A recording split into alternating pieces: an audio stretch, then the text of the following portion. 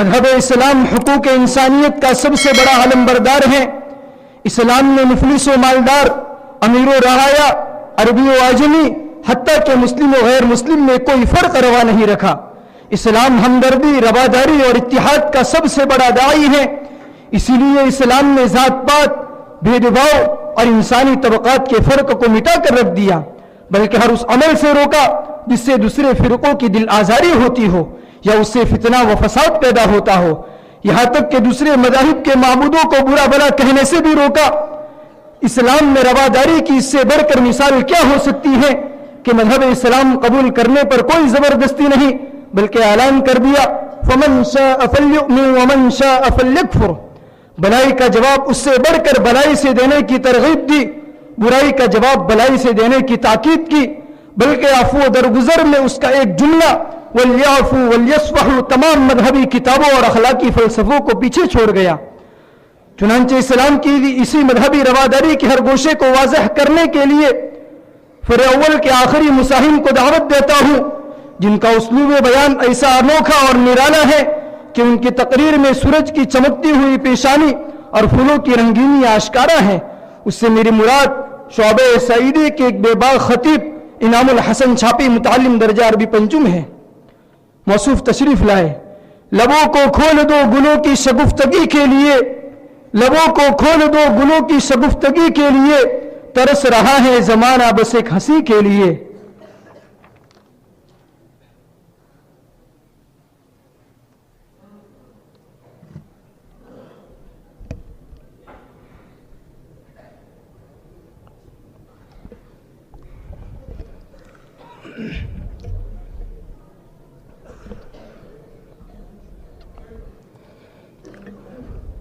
بسم الله الرحمن الرحيم. الحمد لله حمدا كثيرا طيبا مباركا فيه، ونشهد أن لا إله إلا الله وحده لا شريك له، ونشهد أن محمدا عبده ورسوله صلى الله تعالى عليه وعلى آله وأصحابه أجمعين. أما بعد، وقال الله تبارك وتعالى في القرآن المجيد: ولا يجرمنكم شنآن قوم على ألا تعدلوا اعدلوا هو أقرب للتقوى. وقال تعالى في مقام آخر: ولا تسبوا الذين يدعون من دون الله فيسبوا الله عدوا بغير علم. صدق الله العظيم. سامعین میں بات کی خالق کائنات نے ابتدائی آفریت سے لے کر آج تک دنیا میں بسنے والے تمام انسانوں کے لیے جس طرح جسمانی غذا کا انتظام فرمایا، تو دوسری طرف ان کی روحانی غذا کا بھی مکمل انتظام فرمایا، اور اس کے لیے بے شمار انبیاء کو مبعوث فرمایا۔ اس سلسلے کے اختتام پر تاجدار مدینہ احمد مجتبی سرکار دو عالم صلی اللہ علیہ وسلم ایک خشک اور پتھریلی زمین میں ان پڑھوں کے گھرانے میں بے شمار اوصاف کے ساتھ مبعوث ہوئے۔ آپ نے انہی کے بارے میں سنا ہوگا: لولاک لما خلقت الافلاک۔ تو مسدس حالی کے یہ نعتیہ اشعار بھی آپ کی نظر سے گزرے ہوں گے: وہ نبیوں میں رحمت لقب پانے والا، مراد غریبوں کی برلانے والا، مصیبت میں غیروں کے کام آنے والا، وہ اپنے پرائے کا غم کھانے والا، فقیروں کا ملجا، ضعیفوں کا ماوا، یتیموں کا والی، غلاموں کا مولا۔ اب میں بلا تطویل و تمہید کے موضوع آگے بڑھاتا ہوں۔ حضرات، مجھے جو موضوع تقریر کے لیے دیا گیا ہے اور جو عنوان میری تقریر کے لیے متعین کیا گیا ہے، وہ اپنی نزاکت کی وجہ سے وقت طلب بھی ہے اور اپنی وسعت کی وجہ سے فرصت طلب بھی۔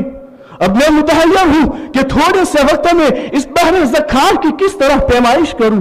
بقدر شوق نہیں ظرف تنگنائے غزل، بقدر شوق نہیں ظرف تنگنائے غزل، کچھ اور چاہیے وسعت میرے بیان کے لیے۔ مجھے مامور کیا گیا ہے کہ میں آپ حضرات کے سامنے اسلام اور مذہبی رواداری کے بارے میں کچھ عرض کروں۔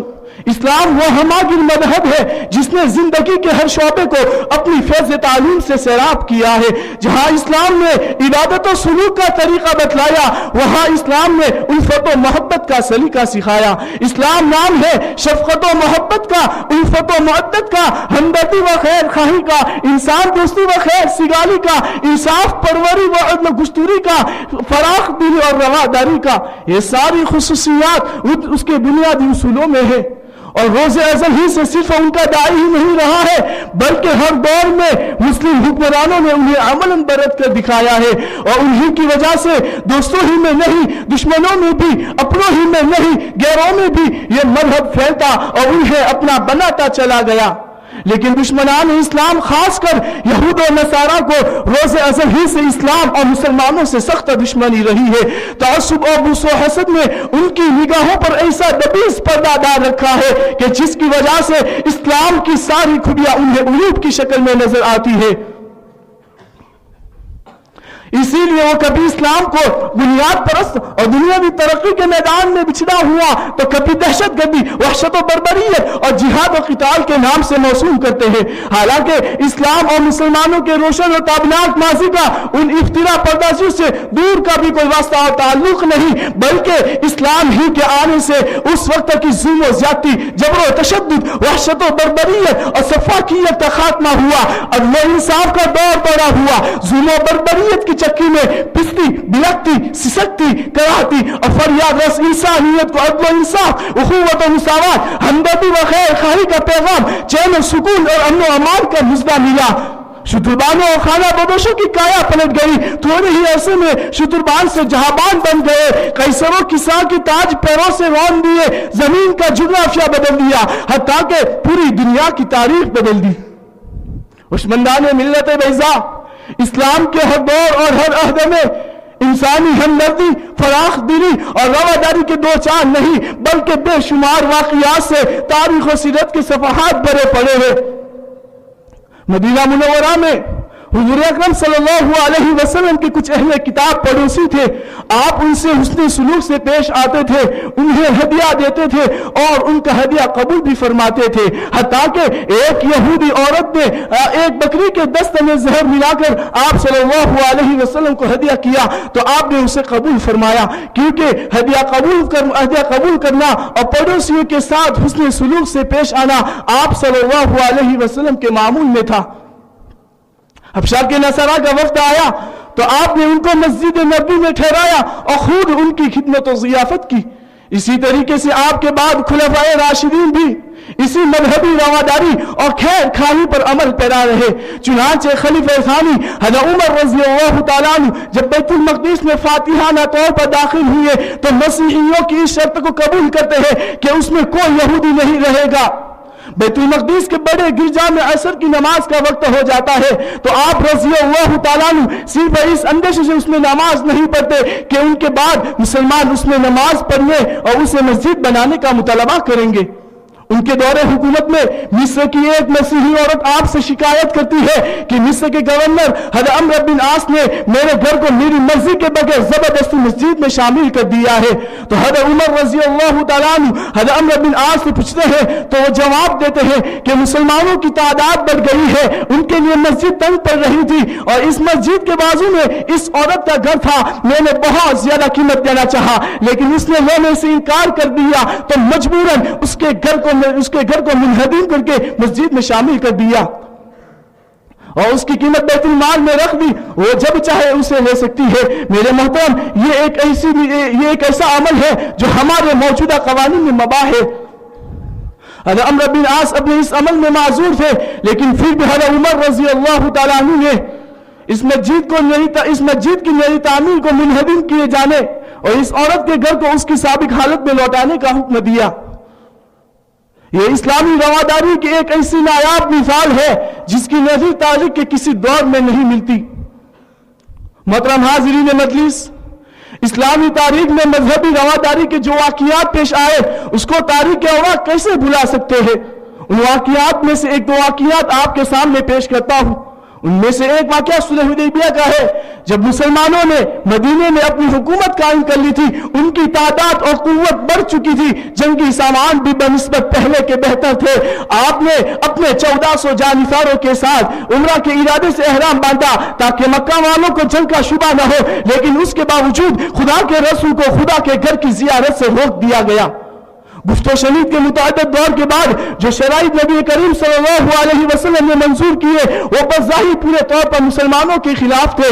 حضرت عمر جیسے بعض صحابہ کو اسلام میں مسلمانوں کی کمزوری نظر آئی، لیکن آپ علیہ السلام نے رواداری اور صبر و تحمل کا مظاہرہ کرتے ہوئے قریش کی انتہائی نامناسب شرطوں کو بھی قبول کیا۔ معاہدہ نامہ کے الفاظ جس وقت تک قلم بند کیے جا رہے تھے، اس وقت تک قریش کا سفیر سہیل بات پر اڑتا تھا، لیکن آپ علیہ السلام رواداری میں اس کی ساری باتیں تسلیم کرتے گئے۔ حضرت علی رضی اللہ تعالیٰ عنہ نے ابتدا میں بسم اللہ الرحمن الرحیم لکھا تو سہیل نے کہا میں اس جملے کو نہیں جانتا، اس کے بجائے بسمک اللہم لکھو۔ تو آپ علیہ السلام نے حضرت علی سے کہا یہ لکھ دو۔ آپ علیہ السلام نے اپنے نام کے ساتھ رسول اللہ لکھوایا۔ سہیل اس پر بھی بضد ہوا کہ رسول اللہ نہ لکھا جائے، تو آپ علیہ السلام نے معاہدے میں محمد بن عبداللہ لکھنا تسلیم کیا، غرض کہ معاہدے کی ہر شک مسلمانوں کے خلاف پڑی، لیکن آپ علیہ السلام نے فراخ دلی کا مظاہرہ کرتے ہوئے اسے قبول کیا۔ برادران ملت، دوسرا واقعہ جو سراپا مذہبی رواداری کا مظہر ہے، اس کو سن کر تو آپ اش کرتے رہ جائیں گے کہ کیا مذہب اسلام اتنی زیادہ مذہبی رواداری کا خیال کرتا ہے۔ چنانچہ فتح مکہ کا منظر آپ کے سامنے ہونا چاہیے جو سن ہجری 8 میں پیش آیا، جب غزوہ مؤتہ کے بعد آپ علیہ السلام فاتحانہ طور پر مکہ میں داخل ہوئے تو آپ کے سامنے قریش کے وہ تمام سرکش سردار تھے جنہوں نے آپ کی ایذا رسانی، قتل اور مسلمانوں کی خون ریزی، غارت گیری اور آبرو شکنی میں کوئی کسر اٹھا نہیں رکھی تھی۔ مکہ میں فاتحانہ داخل ہوتے ہی آپ علیہ السلام نے اپنے لشکروں کو حکم دیا کہ جب تک کوئی شخص خود ان پر حملہ آور نہ ہو وہ کسی پر تلوار نہ اٹھائے، اور جو شخص حرم میں چلا جائے گا ابو سفیان کے گھر میں پناہ لے لے گا، اس کی جان اور آبرو محفوظ رہے گی۔ اس رواداری پر عمل بھی ہوا۔ ان کی تمام فخریہ باتیں اور ظلم و ستم آپ کے سامنے تھے، تو جب آپ کے سامنے تھے لیکن آپ علیہ السلام نے ان تمام کو نظر انداز کر دیا اور مجمع کی طرف متوجہ ہوئے۔ تو جباران قریش سامنے تھے، ان میں وہ حوصلہ مند بھی تھے جو اسلام کو مٹانے میں سب کے پیش رو تھے، وہ بھی تھے جن کی زبانیں آپ پر گالیوں کے بادل برسایا کرتی تھی، وہ بھی تھے جن کی تشنا لبی خون نبوت کے سوا کسی چیز سے نہیں بجھ سکتی تھی، وہ بھی تھے جن کے حملوں کا سیلاب ہر مدینہ کے دیواروں سے آ کر ٹکراتا تھا، وہ بھی تھے جو مسلمانوں کو جلتی ہوئی آگ پر لٹا کر ان کے سینوں پر آتش مہر لگایا کرتے تھے۔ رحمت عالم صلی اللہ علیہ